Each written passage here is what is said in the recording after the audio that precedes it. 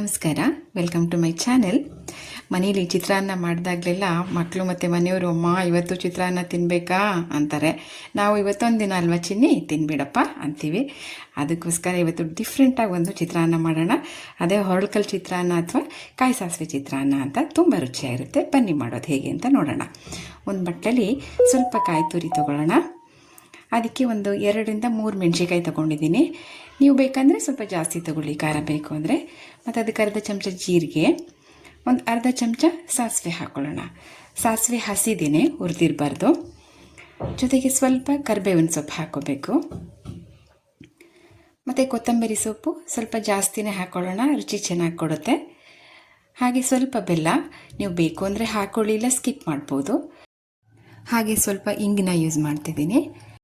ಹಾಗೆ ನನ್ನ ಚಾನಲ್ ಯಾರ್ಯಾರು ಸಬ್ಸ್ಕ್ರೈಬ್ ಮಾಡ್ಕೊಂಡಿಲ್ಲ ಸಬ್ಸ್ಕ್ರೈಬ್ ಮಾಡ್ಕೊಳ್ಳಿ.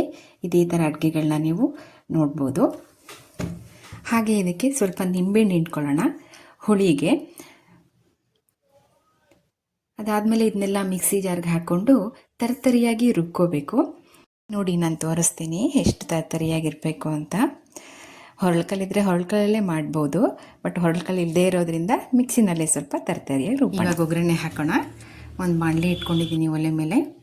ಅದಕ್ಕೆ 1.5 ಸೌಟು, ನಾನು ಚಿಕ್ಕ ಸೌಟು ಇಟ್ಕೊಂಡಿದ್ದೀನಿ ಅಳತೆಗೆ. ಅದರಲ್ಲಿ 1.5 ಸೌಟು ಎಣ್ಣೆ ಹಾಕೋತೀನಿ. ಅದು ಸ್ವಲ್ಪ ಬಿಸಿ ಆದಮೇಲೆ ಸ್ವಲ್ಪ ಸಾಸಿವೆ, ಮತ್ತು ಸ್ವಲ್ಪ ಜೀರಿಗೆ, ಮತ್ತು ಹಸಿ ಕಡಲೆಕಾಯಿ ಬೀಜ, ಮತ್ತು ಒಣಮೆಣ್ಸಿನ್ಕಾಯಿ 2 ತುಂಡು ಮಾಡಿ ಹಾಕಿದ್ದೀನಿ. ಸ್ವಲ್ಪ ಕರಿಬೇವಿನ ಸೊಪ್ಪು ಹಾಕ್ಕೊಂಡು ಸ್ವಲ್ಪ ಫ್ರೈ ಮಾಡ್ಕೊಳ್ಳೋಣ. ನಂತರ ಅದಕ್ಕೆ ರುಬ್ಬಿರುವಂಥ ಮಸಾಲೆ ಹಾಕಬೇಕು.